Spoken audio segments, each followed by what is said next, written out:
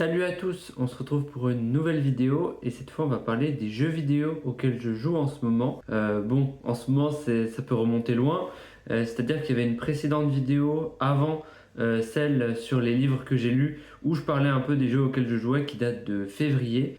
Et depuis du coup j'ai re-regardé la vidéo et je me suis dit, ah bah c'est ce jeu-là dont j'avais parlé en dernier, et puis je vais reprendre de là. Même pour moi, c'est plus simple, même si parfois ça peut remonter à loin du coup. Et avant de commencer, je voulais d'abord remercier tous ceux qui ont vu ma vidéo, qui ont pris le temps de me faire un retour, de mettre un petit like, ça m'a vraiment beaucoup encouragé. C'est vrai que sur les vidéos d'avant, je faisais pas d'efforts, je faisais pas de montage et je ne les partageais pas non plus. Et au final, j'ai fait un peu, voilà, je me suis dit pourquoi pas partager ça maintenant que je fais l'effort de faire un peu de travail dessus. Et je suis vraiment, chaque retour et chaque like c'est important.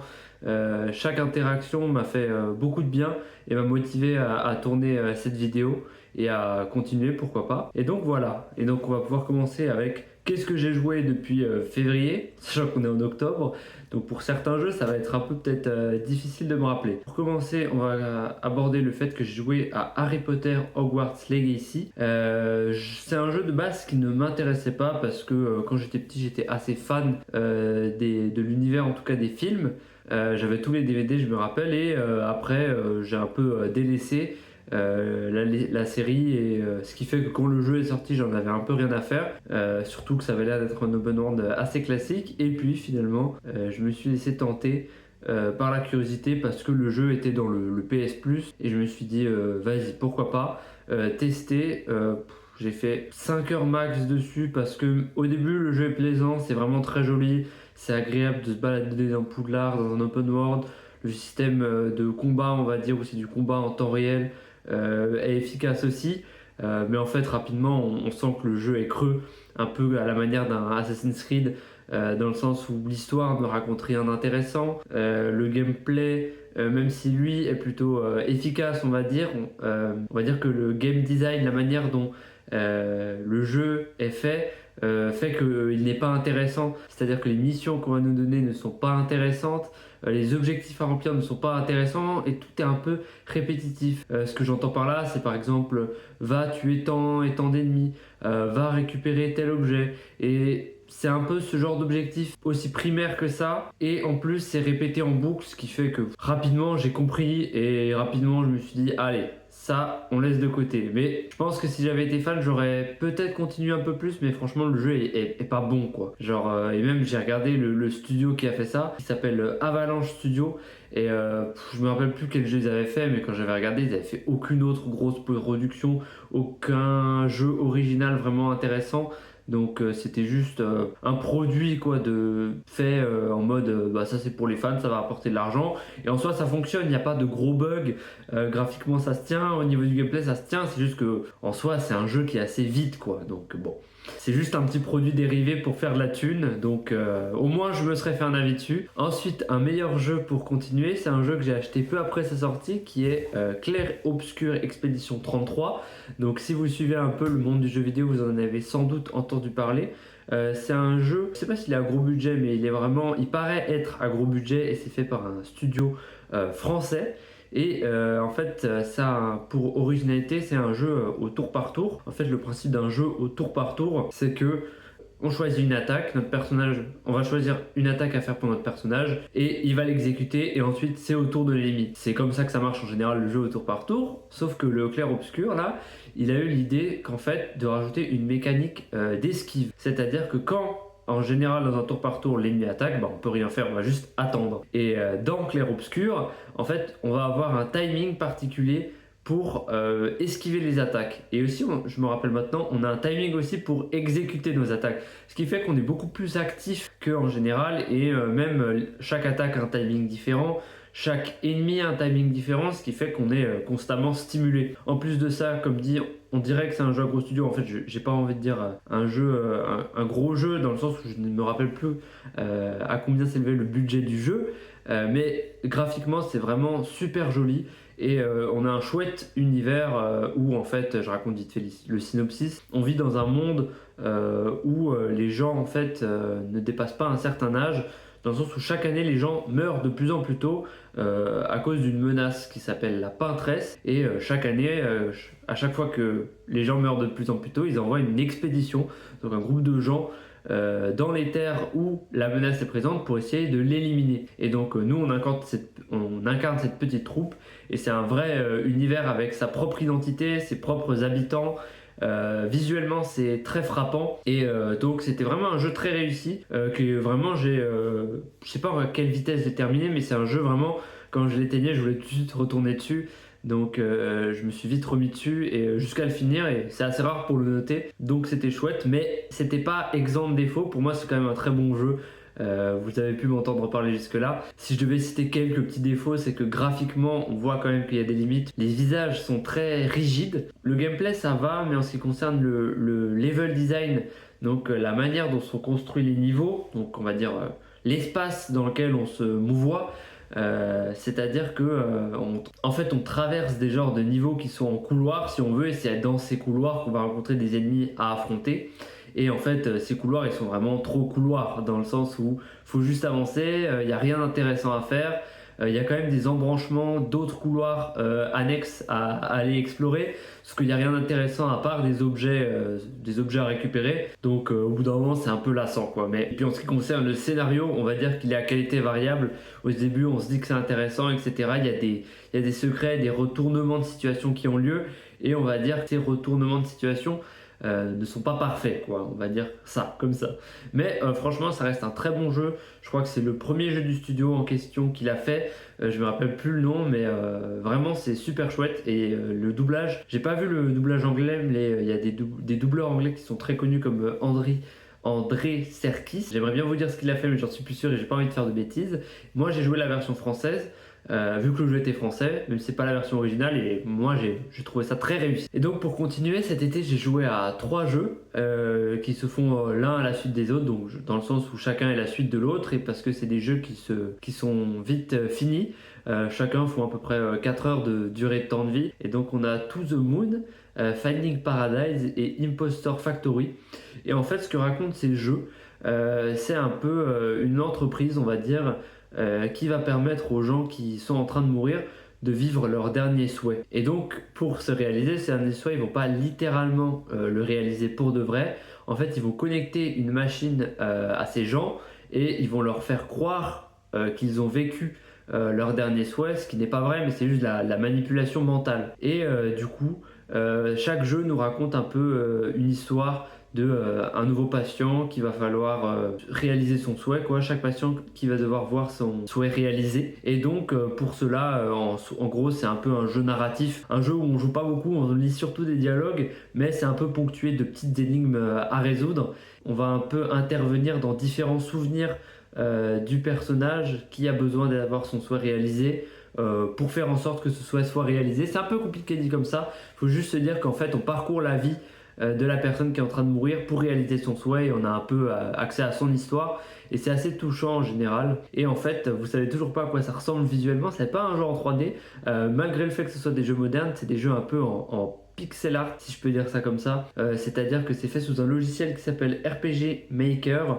Donc c'est un logiciel on va dire qui permet avec un style un peu vieillot de faire des jeux. Donc quand je vous dis vieillot, c'est l'ère un peu dans les années 90 quoi, quand la 3D n'existait pas, et du coup c'est un peu ce genre de visuel là, on voit les personnages de haut, et ils sont tout en 2D, donc pas en 3 dimensions, et c'est assez chouette parce que la mise en scène est réussie, c'est assez bien rythmé.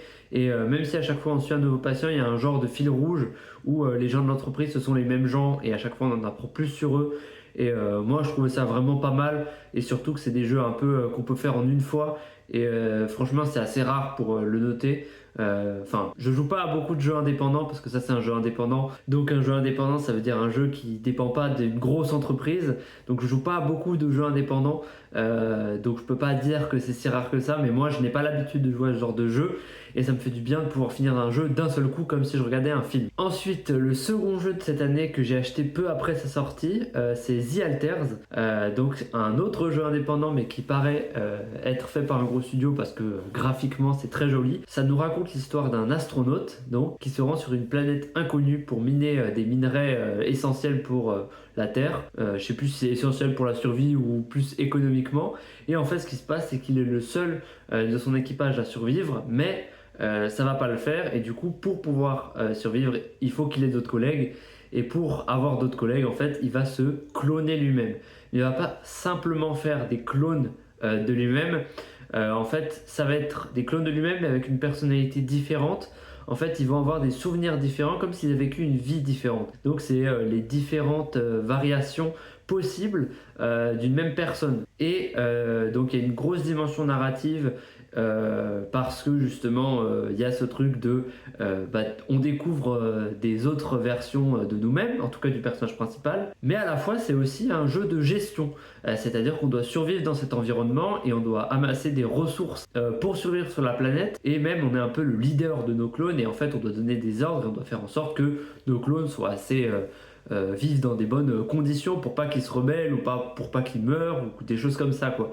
Donc c'est un mélange très intéressant parce que moi je suis pas très jeu de gestion, j'aime pas gérer plein de trucs à la fois, et là il y avait la dimension narrative qui m'intéressait beaucoup, le concept m'intéressait pas mal, et on va dire que ça marchait plutôt bien dans le sens où même si moi je suis pas habitué à ce genre de jeu, là ça m'a pas dérangé. J'ai eu mon compte et du coup j'étais très content, je l'ai aussi fini très rapidement, mais il y avait quand même beaucoup de choses à redire. J'ai lu pas mal d'avis positifs dans la presse qui mettaient des bonnes notes au jeu parce que tout ce que je vous ai cité, mais malgré des défauts bien présents et qui sont franchement pas anecdotiques comme ceux de Clair Obscur par exemple, qui eux sont plus du détail, j'ai envie de dire. Là c'est vraiment compliqué parce que dans le sens où il y a eu des problèmes de difficulté, des moments où le jeu nous explique pas forcément certaines choses. Il y a une gestion du temps qui est importante dans le sens où en fait pour survivre on fuit une genre de tempête qui se rapproche de nous, et en fait si on fait pas les choses au bon moment on pourra pas avancer, et parfois le timing est trop short, il y a trop de choses à gérer et c'est vraiment dur, et ça m'est déjà arrivé 2-3 fois de vraiment galérer pendant 2-3, vraiment peut-être pas 2-3 heures mais au moins 1 à 2 heures sur un même point, d'être frustré, de pas savoir si j'allais réussir à continuer. Et dans la presse, parfois ils disaient ah c'est peut-être dû à mon niveau, etc. Non, vu que j'ai lu d'autres avis, c'est le problème vient du jeu quoi. Et un autre problème, c'est aussi le fait que le jeu en fait propose plein de possibilités de faire de clones, c'est-à-dire qu'il y a 10 clones différents avec chacun leur histoire, leur personnalité différente, mais dans ta partie tu vas avoir le droit que à 4 clones différents, donc peut-être 2 obligatoires, donc à chaque partie tu vas pouvoir en découvrir que 2 ou 3 maximum.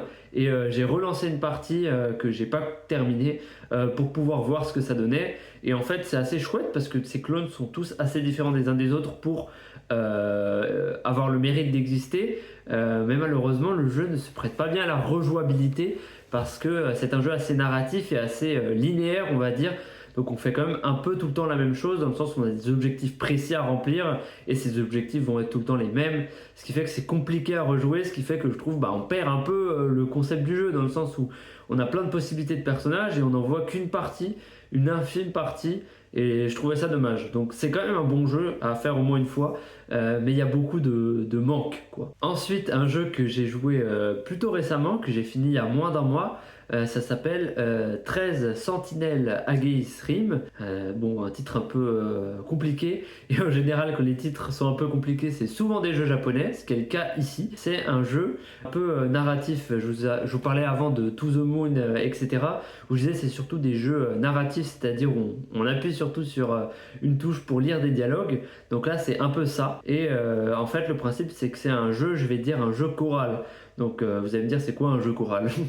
En fait un jeu choral c'est comme un film choral, bon toujours pas plus avancé. En général le principe c'est qu'on va suivre une histoire mais à travers le point de vue de plusieurs personnages mais qui ont vécu cette même histoire. Et donc à chaque fois on va suivre le point de vue d'un personnage différent et on va les enchaîner les uns après les autres. Et donc 13 sentinelles, je vais le résumer comme ça, le titre c'est ça, c'est 13 personnages qui vivent une histoire qui se lient les uns aux autres parce que justement ils vont se croiser, se recroiser, et justement on va explorer l'angle de chacun. Petite particularité, c'est que ce n'est pas qu'un jeu narratif, c'est aussi ce qu'on appelle un tactical RPG. Donc oula, un mot qui fait peur aussi. Donc un tactical RPG, en fait un RPG déjà, qu'est-ce que c'est? Un RPG donc c'est un jeu au tour par tour comme Clair Obscur dont on a parlé précédemment. Et un tactical RPG en fait ça ressemble à un RPG, d'où RPG, dans Tactical RPG, dans le sens où on va agir au tour par tour, mais en fait on va pas, en général dans un jeu au tour par tour, il n'y a pas de notion de l'espace quoi. Ce qui va importer c'est surtout quelle attaque on va faire. Mais dans un Tactical RPG on va rajouter justement cette dimension de l'espace. Mais imaginez une table, de toute façon un plateau d'échecs en fait. Et en fait c'est comme si notre personnage, on devait faire attention sur quelle case d'échecs il devait être, en plus de faire attention à l'attaque qu'il doit effectuer. Et donc c'est un peu ce mélange là de à la fois jeu narratif et à la fois de tactical RPG. Il faut dire que le jeu est assez bien écrit, dans le sens où ça va être compliqué de résumer le scénario comme ça, mais en gros il y a une histoire de voyage temporel et en fait les personnages doivent un peu des différentes époques qui s'étendent de 1945 à peu près jusqu'à 2100, doivent un peu coopérer tous ensemble en voyageant dans le temps et en se croisant les uns les autres pour éradiquer une menace. Et on va dire que le scénario est assez prenant parce que comme en fait on va pas suivre l'histoire d'un personnage complètement puis passer à un autre personnage, on va suivre le bout d'une histoire puis en continuer une autre et enfin revenir sur celle où on était à la base, ce qui fait qu'on fait des allers-retours entre les personnages constants et qu'on a toujours des questions qu'on se pose et du coup on a envie de continuer pour savoir le fin mot de l'histoire. Le jeu est aussi très joli graphiquement, dans le sens où c'est un studio qui s'appelle VanillaWare qui a une patte très particulière, c'est-à-dire que c'est un jeu style 2D, donc comme ça veut rien dire. En fait souvent ça va être un personnage comme un Mario Bros, un jeu de plateforme qui va seulement se déplacer de gauche à droite, donc il va être au premier plan et il peut que se déplacer de gauche à droite et c'est tout. Et en général ils arrivent à proposer ce système un peu qui peut paraître du coup un peu archaïque dit comme ça, mais avec une esthétique très jolie, donc il va y avoir des jolies couleurs, des jolis éclairages, plein de trucs qui rendent le jeu vraiment beau et ça marche super bien ici, et donc le jeu est vraiment pas mal et le fait de varier avec le tactical ça fait que on fait pas que lire des dialogues et c'est plutôt sympa. Mais le problème du tactical justement c'est qu'il est un peu trop déconnecté de l'histoire, c'est à dire qu'en fait le jeu nous laisse un peu libre de savoir quel personnage on veut faire, quel personnage on veut jouer pour découvrir son histoire et si on veut faire du parti de tactical ou si on veut un peu avancer dans l'histoire, ce qui fait que souvent on va avancer dans l'histoire et pas jouer au tactical, mais on est obligé de jouer au tactical parce que le jeu va nous bloquer à un moment donné si on n'avance pas assez et du coup on est obligé de se taper ça. En plus le mode tactical ne fait pas avancer dans le scénario donc c'est moins intéressant et en plus il y a genre 30 niveaux. Donc chaque niveau on va dire il y a une partie à faire quoi. Il faut faire 30 parties de ce mode là pour arriver au bout du jeu et 30 c'est vraiment beaucoup sachant qu'une partie ça va être on va dire 10 minutes si on réussit à la faire d'un coup. Et on va dire qu'un jeu pour qu'il soit bien fait et qu'il soit pas ennuyant il faut qu'il se renouvelle, c'est à dire qu'il propose de nouvelles mécaniques à chaque fois, par exemple des nouvelles manières d'attaquer, des nouveaux ennemis, des nouvelles manières de se déplacer. Et ça, le jeu, il le fait peut-être sur les 10 premières parties. Et après, les 20 autres parties, c'est le même mode, juste en plus difficile. Donc, c'est juste un peu frustrant, quoi. Donc, le jeu est un peu en demi-teinte parce que la moitié du jeu est moyennement réussi, même si l'idée était plutôt bonne. Le souci, en fait, c'est que je l'ai laissé comprendre, mais je l'ai pas bien expliqué. Le jeu nous laisse libre d'avancer un peu comme on veut. Et je trouve que c'est un point faible du jeu, dans le sens où on a un prologue au début du jeu pour nous montrer un peu comment le jeu fonctionne. Et le jeu nous fait enchaîner les différentes histoires de personnages et le mode tactical tout seul. Et je trouvais que c'était bien rythmé comme ça. Mais après ce prologue, le jeu nous laisse un peu faire comme on veut, avancer comme on veut, mais pas totalement non plus, parce que sinon ça ruinerait le scénario. Et donc quand on avance trop avec un personnage, on est bloqué. Et alors faut jouer avec un autre personnage dans son histoire ou avancer dans le mode tactical. Et au final, on n'a pas tant cette liberté que ça, mais on a ce truc un peu énervant de devoir prendre ses décisions soi-même. Et en fait, moi, ce que je trouve un peu énervant, c'est que dès qu'on finit une partie, c'est-à-dire un bout d'histoire avec un personnage ou une partie dans le mode tactical, on revient dans le menu et on doit refaire un choix de qu'est-ce qu'on fait. Et moi, à chaque fois, ça me sortait de l'immersion. Donc, c'était quand même un bon jeu, prenant, mais franchement, en demi-teinte, parce que malgré plein d'idées bonnes, le résultat est pas là, quoi. Donc ensuite je vais parler un peu de jeux un peu multijoueurs. Tout d'abord Mario Kart 64. Donc Mario Kart 64 c'était le Mario Kart qui était sorti sur la Nintendo 64, donc dans les années après 95. C'était l'époque de la PlayStation 1. Je pense que comme ça les gens arrivent mieux à se repérer. Et donc c'est un jeu auquel je joue pas forcément qu'en ce moment, ça fait quelques années que j'y joue avec un ami quand on est ensemble. Et en fait c'est un jeu que j'aime beaucoup et dont j'ai envie de parler parce que en fait c'est mon Mario Kart préféré. Alors je joue au dernier Mario Kart auquel tout le monde joue, le Mario Kart 8 tout beau en 3D, le double objet que tout le monde connaît. Mais je trouve que le 64 a un peu une aura particulière dans le sens où déjà l'époque de la N64 et de la PlayStation 1, c'était les premiers jeux en 3D. Donc on est passé de la 2D à la 3 dimensions. Donc c'est une nouvelle manière de faire et souvent c'était assez moche, ça a mal vieilli. Et moi c'est l'esthétique que j'aime bien, c'est brut en fait visuellement et j'aime beaucoup cet aspect là. Et Mario Kart 64 a beaucoup de charme on va dire parce que déjà à cause de ses graphismes, d'autre part parce que c'est des petits éléments bêtes, mais par exemple quand on va frapper un ennemi avec un objet, par exemple je vais lui lancer une carapace, il va faire un son genre un cri mais qu'on va entendre très fortement parce que la musique est pas si forte que ça. Il va vraiment voler dans les airs pendant 15 secondes, ce qui est un peu frustrant au début mais qui est vraiment je trouve super marrant à voir visuellement. Donc on a toute cette ambiance un peu rétro charmante que j'aime bien.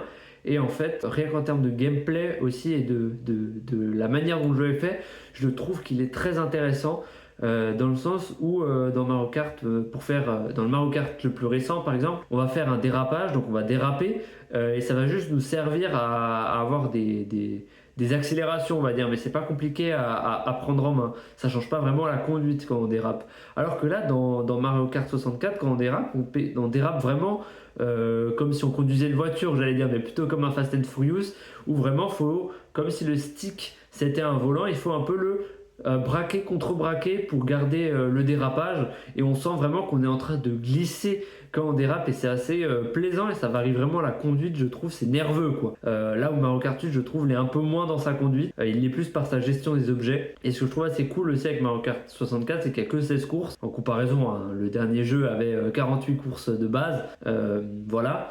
Je crois 48, en tout cas au moins une trentaine. Celui-là n'en a que 16, mais chaque niveau est vraiment différent les uns des autres. Bon, toutes les courses sont pas réussies, mais on va voir. Il va y avoir une course où il y a de la glace et on glisse. Il va y avoir une course où ça va être un labyrinthe, dans le sens où il va y avoir plein d'embranchements différents et on sait pas lequel prendre. Et en plus, on sait pas non plus la place qu'on occupe. Et donc, c'est plein de courses différentes comme ça qui, je trouve, ont vraiment un charme.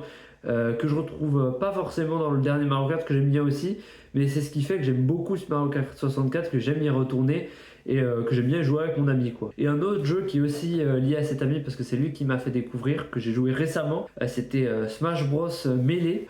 Donc c'est un jeu de combat, donc c'est-à-dire un jeu où on choisit un personnage, en face on a un autre personnage et en fait on va devoir utiliser de nos talents pour faire baisser sa vie peu à peu parce que c'est en temps réel et en fait on doit lui mettre des coups de poing et des coups de pied grâce à des touches attitrées. C'est assez technique comme style de jeu et Smash Bros c'est un jeu vidéo qui mélange tous les personnages de l'univers Nintendo, donc Mario, Link, qu'est-ce qu'il y a d'autre, bon je sais plus, ça me vient plus, mais tous les personnages, les Pokémon aussi, tous les personnages Nintendo qui se mettent sur la tronche et donc c'est les personnages qui nous permettent de combattre.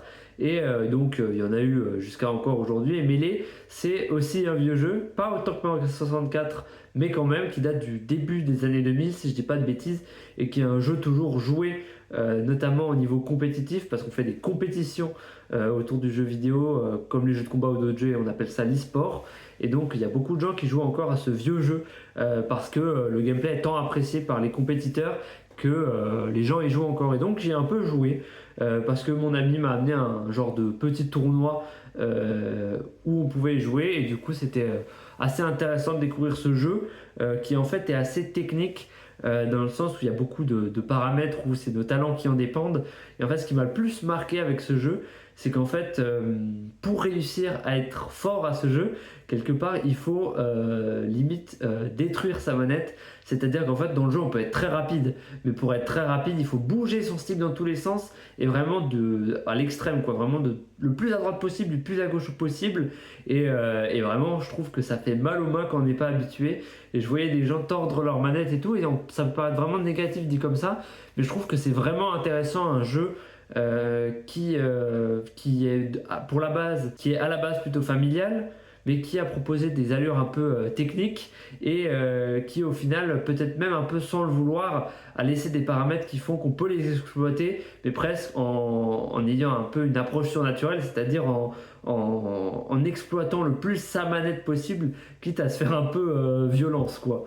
Après, voilà, il y a des gens, selon le personnage, il n'y a pas forcément besoin de triturer sa manette dans tous les sens, mais c'est assez impressionnant à voir.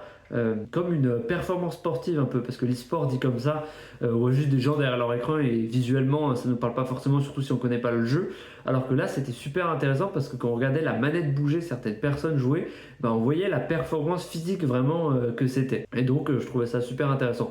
Bon, moi quand j'ai compris qu'il fallait me détruire les mains et que de toute façon je ne maîtrisais pas le jeu, j'ai même pas essayé, mais je trouvais ça intéressant, et même si j'avais regardé déjà des vidéos compétitives sur le jeu, c'est des paramètres sans jouer ou sans voir des gens devant moi y jouer dont je me rendais pas compte en fait. Et sinon, à quoi je joue, les jeux que je joue vraiment en ce moment, c'est-à-dire des jeux que je n'ai pas terminés. Pour commencer, il y a Inscription. Donc Inscription, c'est un genre de jeu de cartes assez sinistre où en fait on affronte un genre de monstre, quoi. Et c'est lui qui va à chaque fois nous distribuer les cartes, et en fait on va avancer dans le jeu.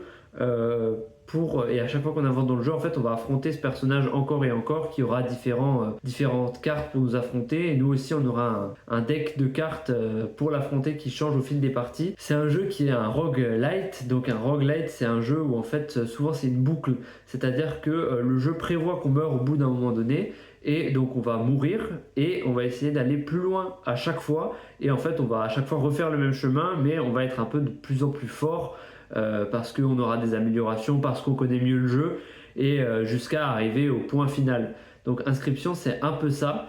Mais il y a toute une dimension un peu narrative, dans le sens où à chaque fois qu'on va mourir, il y a tout un mystère de pourquoi on est en train de battre ce monstre, qu'est-ce qu'on fait là, et à chaque mort, on va dire, le jeu va nous éclairer un peu plus, on va avoir des indices en plus, et en plus ce qui est sympa avec le jeu, c'est que en fait on joue sur une table, mais on peut se balader dans la pièce et il y a des indices à découvrir, des cartes à débloquer, et ça rend le truc un peu, on va dire, original, surtout qu'il y a une dimension assez sombre, dans le sens où c'est des créatures parfois un peu vivantes dans les cartes qu'on joue, et donc c'est assez, on se dit on joue des êtres vivants, quoi. Et donc c'est assez sombre, même si visuellement ça va, quoi. C'est juste des cartes avec des dessins dessus. Mais voilà, c'est assez sympa, mais c'est un peu dur.